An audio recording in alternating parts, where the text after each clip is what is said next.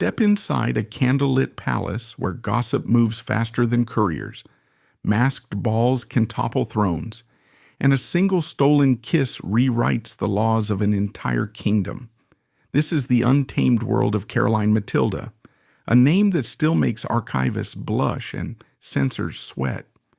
In this episode, we slip through secret passageways, crack open forbidden diaries, and decode the ruthless power games that turned court life into a live-action powder keg. Expect whispered treason, Enlightenment manifestos tucked into corsets, and a finale so shocking that European monarchies still feel the aftershocks. No dusty lectures here, just visceral storytelling, lush period visuals, and a soundtrack that makes harpsichords sound dangerous. Hit play if you crave high-stakes, forbidden desire, and the kind of plot twist Netflix would kill to invent. Royal history has never tasted this wild. Caroline Matilda arrived in this world at daybreak on July 11th, 1751, when a single shaft of pale light pierced a bank of rain clouds over London and slipped through the sash windows of Buckingham House. Caroline Matilda's first thin cry mingled with the muffled toll of mourning bells still sounding for her father, Frederick, Prince of Wales, laid to rest just 3 months earlier beneath the marble floors of Westminster Abbey. From that instant onward, Caroline Matilda embodied a paradox so sharp it could draw blood.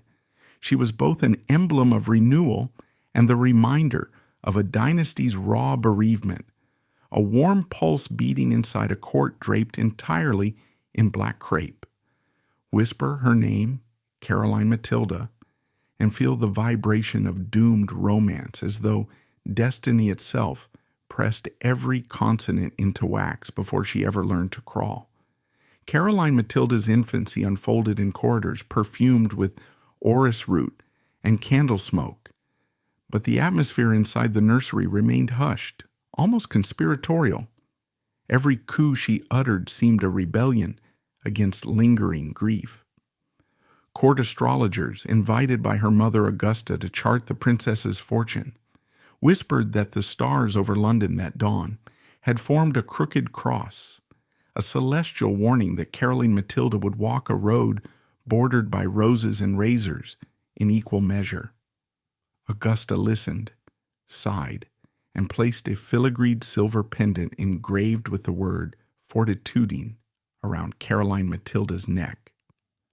"Courage," Augusta murmured to the squirming child, "for you will need oceans of it." As Caroline Matilda toddled through gilded galleries, her older siblings spun around her like planets. George, Edward, William, Henry, Louisa, Frederick, Caroline, and Augusta, each one already linked to future thrones, regiments, or diplomatic prizes. Caroline Matilda, ninth in line and inconveniently female, drifted across the periphery of official attention, which suited her curious spirit. At Kew Palace, she transformed absence of scrutiny into raw freedom. Caroline Matilda hid behind Turkish carpets hung out to beat the dust so she could overhear ministers debate colonial tariffs. Caroline Matilda filched goose quills from the comptroller's desk to trace constellations across vellum by moonlight. Caroline Matilda lingered near the palace orangery and asked gardeners why flowers dared to perfume the air if frost was always coming. The head gardener, old Mr. Lawson, removed his cap and answered, "Because, Your Highness, even a brief blossom can change the world." The sentence imprinted itself on Caroline Matilda's mind like gold leaf. By age 9, Caroline Matilda could parse a stanza of Horace faster than her Latin tutor, then spin to the harpsichord and trill the soprano line of Handel's Messiah so precisely that the cabinet-maker sanding chairs outside paused, tears welling. Yet official praise rarely reached her ears. The household considered these talents charming but irrelevant to dynastic chess. Invisible children, however, become gifted observers. Caroline Matilda learned to read silence as fluently as speech. She noted how the Prussian envoy's left eyebrow twitched whenever he lied, how her brother George masked impatience by tapping a shoe heel twice. By 12, Caroline Matilda could predict with eerie accuracy which cousin would accept which marriage proposal long before letters reached the Privy Council. One drizzly November evening, as torches guttered in the courtyard and footmen scurried to close shutters against a southeasterly gale, Caroline Matilda's fate breached Kew's gates in the form of a sealed packet from Copenhagen.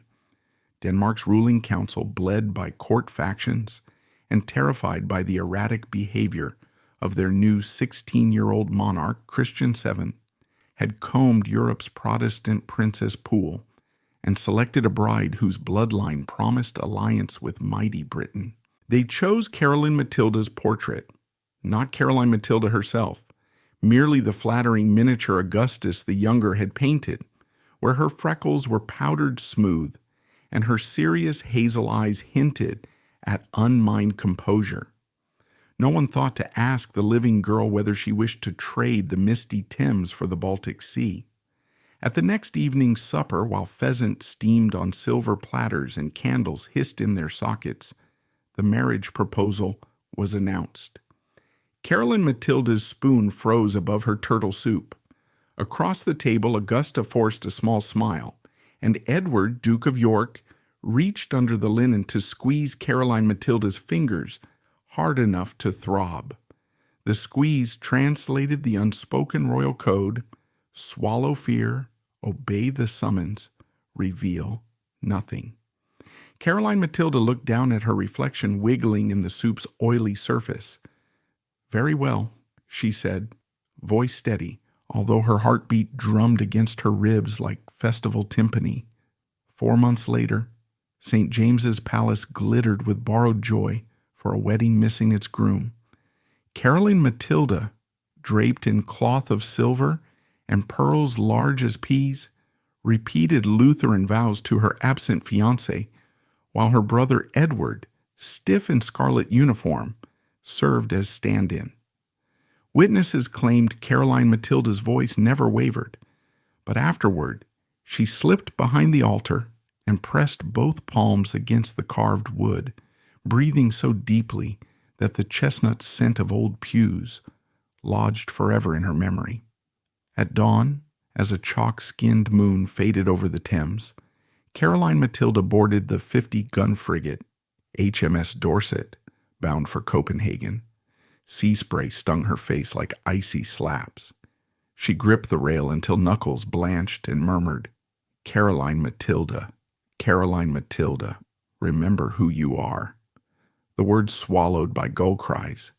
Gale winds pummeled the North Sea, pitching the ship like a drunken stallion. Caroline Matilda, normally impervious to seasickness, vomited through 4 nights while the chaplain read psalms nearby. Between retches, she imagined Christian VII's face, a blur of court gossip, genius 1 hour, lunatic the next, childlike, volatile, haunted by shadows no torch could dispel. She wondered if her arrival might soothe those shadows, or be devoured by them. Copenhagen's harbor unfurled on a bleak December morning, masts brittle with hoarfrost, cannons lining the quays like crooked teeth. Royal trumpeters blasted a chilly welcome, and musketeers fired salutes that rattled gulls from warehouse roofs. Stable grooms muttered, "Poor Caroline Matilda, our king is mad," as the queen to be stepped onto a red-carpeted gangplank. The first meeting between bride and groom took place in a vaulted antechamber that smelled of juniper and damp stone. Christian VII bowed so low his powdered wig nearly slipped, giggled abruptly, inquired whether Caroline Matilda's pet parrot spoke Latin, then wandered off before she could answer. Servants led Caroline Matilda to her apartments, where she found a bed too large, a fire too small, and a loneliness so sudden it felt like vertigo. The wedding night produced neither conversation nor child. Christian 7 vanished to his private theater where French dancers whirled until dawn. Caroline Matilda huddled under brocaded covers, staring at rafters scrawled with knot shadows, repeating her name as though it were a password that might unlock courage. In the morning she discovered a single gift on her dressing table, a mechanical nightingale that sang when wound, left without a note. She twisted the key and listened to metal warble, unsure whether to laugh or weep. Within a week, ridicule stalked Caroline Matilda like a watchdog. Satirical broadsheets nicknamed her the English cow for strolling palace gardens without powder or patch, flaunting unfashionably rosy cheeks and sturdy figure. Caroline Matilda refused to cower behind rouge. Instead, she doubled down on authenticity. Caroline Matilda strolled corridors greeting laundresses by name. Caroline Matilda burst into spontaneous laughter when the court jester tripped. Caroline Matilda carried abandoned foundlings into cathedral pews so the bishop might bless them. The city's poor squinted at her, as if struggling to reconcile the myth of an aloof queen with this warm-handed girl who smelled faintly of rosemary soap. Yet sincerity in a court addicted to artifice proved combustible. Christian VII oscillated between fascination and resentment. Some evenings he would demand Caroline Matilda join him for supper, and between bites of roast carp, recount grotesque jokes until she blushed scarlet. Other nights he ignored her entirely, preferring the company of his official mistress, Anna Katrina Benthagen, whose golden hair spilled like molten coin down velvet bodices. Caroline Matilda lay awake hearing Anna's laughter ricochet through marble corridors, each echo another crack in her resilience. Louise von Plessin, chief lady-in-waiting, arrived like a compass in fog. Louise, tall, sharp-eyed, nearly twice Caroline Matilda's age, understood palace geography in ways maps could never convey. Louise advised Caroline Matilda which ministers were honest, which footmen sold secrets, which corners stored listening devices disguised as urns. Most importantly, Louise taught Caroline Matilda the art of calculated indifference. Make the king chase affection by withholding it. The tactic backfired spectacularly. Feeling spurned, Christian 7 dove deeper into debauchery, prowling Copenhagen's taverns thick with smoke and mercenary affection. Nightly, Caroline Matilda closed her eyes to the image of Anna Katrina feeding the king-sugared cherries, while she herself, lawful queen, tasted only dust. In early spring, Christian's advisors, desperate for an heir to quell gossip, coaxed the king back to Caroline Matilda's chamber. Duty triumphed over reluctance. 9 months later, Caroline Matilda, the chandeliers above her bed ablaze like galaxies, pressed newborn Prince Frederick to her breast. Tears salted her cheeks as she whispered, "Frederick, remember your mother. Caroline Matilda loves you beyond every border." Motherhood ignited rebellion. Caroline Matilda refused the gilded carriage reserved for royal outings and instead cradled Frederick while walking through muddy alleyways reeking of herring. Fishwives curtsied. Sailors doffed caps. Children touched the hem of her wool cloak as though to steal a blessing. Balladeers worked her name into tavern songs by dusk. Christian VII reacted by exiling Louise von Plessin on manufactured charges of insolence. When soldiers marched Louise toward a waiting coach, Caroline Matilda ran beside her. Snow crunched under silk slippers. She slammed her fist against the door as it closed, promising, "We will meet again." The wheels rolled away, leaving churned slush and an echo that haunted Caroline Matilda's dreams. Into the void, left by Louise, stepped Fate, wearing spectacles, clutching medical treatises, pockets bristling with radical pamphlets. Johann Friedrich Struensee. Struensee, 33, son of a North German pastor, possessed a mind so keen it could slice hypocrisy to ribbons. He joined the king's entourage on a European tour and astonished courtiers by calming Christians' most savage mood swings, sometimes with opiated drafts, sometimes with Socratic conversation, sometimes merely by listening while the king babbled about invisible demons. Back in Copenhagen, Struensee received the unprecedented privilege of chambers adjoining the royal apartments. Caroline Matilda greeted him coolly at first, blaming him for encouraging the king's libertinism. But chemistry, like dynamite, requires only the smallest spark. That spark snapped into life when Struensee cured Caroline Matilda's persistent edema through a regimen of mineral baths, barley water, and strict walking.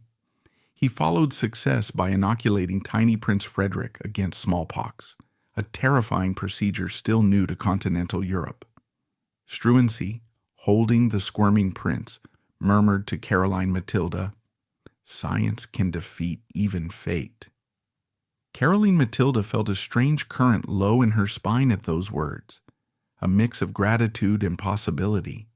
Struensee next persuaded Christian to lavish the queen with an 18th birthday masquerade lasting 3 intoxicating days. The palace transformed into a fever dream of silk dragons, Turkish lanterns, and fountains pumping wine. On the second night, Caroline Matilda, masked as Persephone in a gown the color of pomegranate flesh, descended the marble staircase and saw Struensee waiting, his face hidden behind a raven mask. He bowed, quoted Horace, "Carpe diem, Regina necretus posterum," and invited her to dance. They whirled through minuets until dawn painted the Baltic pink. When Caroline Matilda removed her mask, Struensee studied her freckles as if mapping stars. After that, lessons in Danish law stretched until cock-crow.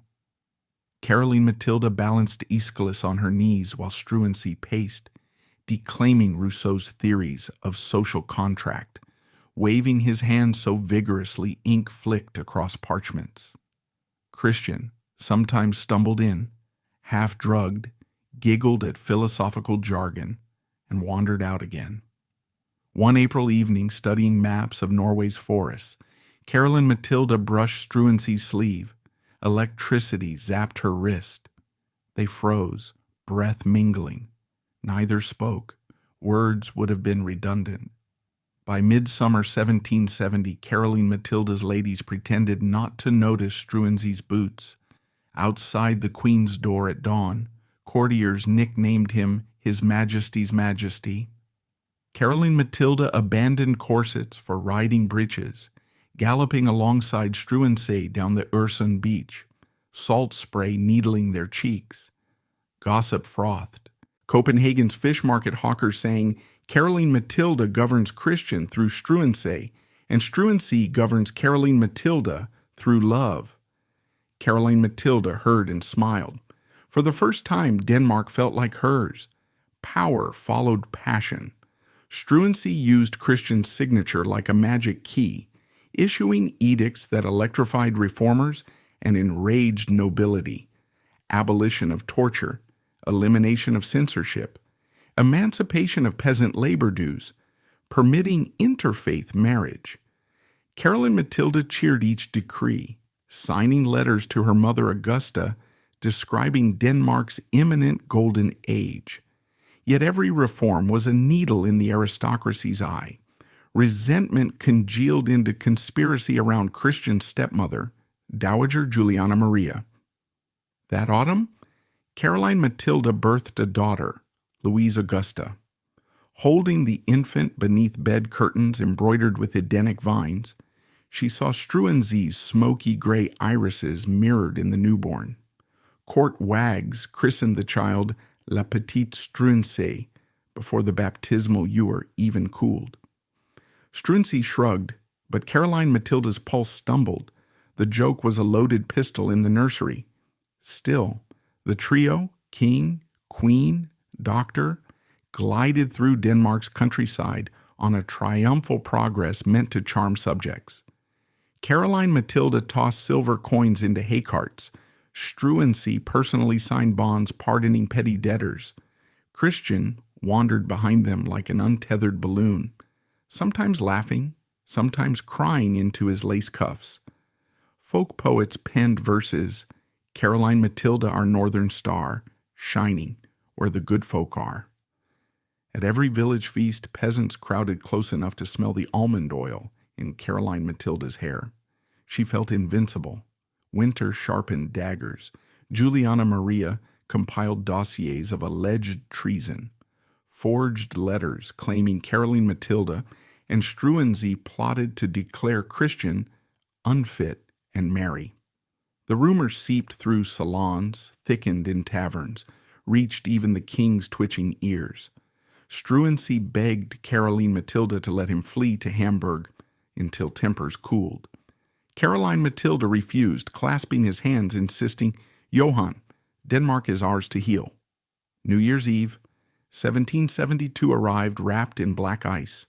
The masquerade that night pulsed with danger, though violins kept tempo. Caroline Matilda glittered beneath a tiara of aquamarines, her smile brittle as frost. At midnight, doors slammed. Grenadiers stormed the ballroom. Plumes of breath hung white in the sudden hush. Struensee was seized, wrists manacled. Prince Frederick, acting on Juliana Maria's order, strode toward Caroline Matilda, iron shackles glinting. "Caroline Matilda, by command of His Majesty, you are placed under arrest."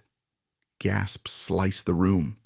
Caroline Matilda tore away her mask and cried out Struensee's name so loudly, chandeliers trembled. They carted Caroline Matilda through iron gates crusted with icicles toward Kronborg Castle, Hamlet's castle, where legends of ghosts seem merciful compared to the living. Her cell overlooked a gray moat where swans drifted like lost souls. Interrogations began at dawn. Priests demanded graphic confession. Ministers dangled promises of leniency. Guard captains threatened disgrace. Caroline Matilda repeated Caroline Matilda, Caroline Matilda, until the syllables lost shape. After 13 days without rest, she signed a statement admitting adultery, but denying any intent to depose Christian. Whether inked by exhaustion or forged by clerks, the confession sealed her doom. Judgment galloped in with January wind. The Lutheran consistory annulled the royal marriage, stripping Caroline Matilda of the honorific Her Majesty. Struensee was sentenced to beheading, followed by quartering, a punishment last used on traitors a century earlier. When Caroline Matilda heard, she smashed the water pitcher against her cell wall, slicing her palm. Blood streaked the stone floor as she hissed, "Without Johann, Caroline Matilda walks in silence." Across the channel, King George III exploded, dispatching frigates toward Danish waters, threatening bombardment if his sister suffered bodily harm. Danish ministers opted for exile. On April 28, 1772, Struensee mounted the scaffold erected on Oosterfeld. Witnesses reported he glanced once toward the distant tower where he thought Caroline Matilda might be watching, then knelt, whispering a prayer in Danish he learned to comfort her. One stroke severed his head, drums rolled, crowds gasped. Caroline Matilda felt the vibrations through stone. That night she wrote one final diary line, "Darkness sings now." 2 weeks later, heavily guarded, Caroline Matilda entered a carriage bound for Celle Castle in Hanover. She kissed 6-year-old Frederick goodbye in the palace nursery, repeating, "Remember, Caroline Matilda loves you far beyond crowns." Frederick sobbed, gripping her skirts until governesses pried him loose. Baby Louise snatched at her mother's pearl necklace. It snapped, scattering pearls across marble. Soldiers hustled Caroline Matilda onward.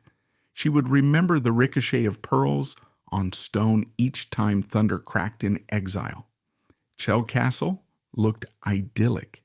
White stucco turrets mirrored in a moat where carp flickered like coins, green lawns laced with daisies. Yet it was a cage with velvet bars. Caroline Matilda infused every corridor with restless energy. Caroline Matilda rose before dawn to swim the moat, startling swans. Caroline Matilda galloped chestnut mares through sleet until steam haloed their flanks. Caroline Matilda convened amateur theater evenings, playing Shakespeare's Rosalind and declaiming "Fortune reigns in gifts of the world." Villagers gathered at the gates to glimpse the exiled queen, who laughed like waterfall spray. They whispered that where Caroline Matilda walked, sunlight followed even in January. Louise von Plessen rejoined Caroline Matilda in exile, transformed into incubator for conspiracy. Night after night, by flicker of tallow candles, Caroline Matilda penned manifestos demanding a Danish regency anchored in Enlightenment law. She sealed each scroll with red wax stamped CM and smuggled them through diplomatic pouches to sympathetic merchants and British agents. Prussian ministers courted the plan, imagining influence over a progressive Denmark. Caroline Matilda traced military routes on maps, calculating how many days a brigade from Hanover would need to seize Copenhagen. Hope flared again, fierce as forge fire. But destiny had one more ambush. In February 1775, a snowstorm choked Celle, turning roads to white labyrinths. Caroline Matilda woke shivering despite roaring hearths. A rash blossomed scarlet along her neck. Physicians diagnosed scarlet fever, that burning angel, which carried off the robust and frail alike. They bled her, applied vinegar cloths, recited prayers until voices cracked. Fever hallucinations dragged Caroline Matilda across memories. Q's lilacs, Christian's giggle, Struensee's breath on her cheek, Frederick's tiny hand gripping her finger. Between tremors she rasped to Louise, "Fetch Denmark's map." Caroline Matilda still intends to ride. Louise wept. On May 10th, 5 months shy of Caroline Matilda's 24th birthday, candle flames guttered as she whispered, "Tell Frederick, Caroline Matilda loves him," exhaled, and never inhaled again. Outside, an owl cried once as though tolling the final bell. Caroline Matilda's coffin, draped in damask and simplicity, per her last request, rolled through muddy lanes of Celle, while villagers scattered lily of the valley, the flower of return. Old women murmured, "Sleep, Caroline Matilda the Courageous." Across the Baltic, Christian VII drifted through palace corridors, asking servants, puzzled, whether Caroline Matilda would join him for supper. Ministers lied, "Caroline Matilda is indisposed." In his boarding school, young Frederick woke from dreams of a woman carrying him through bustling streets, her heart beating rhythm against his ear. Years later, ascending the throne as Frederick VI, he would abolish serfdom and write in the margin of the decree, "In memory of my mother, Caroline Matilda, who walked among her people on foot."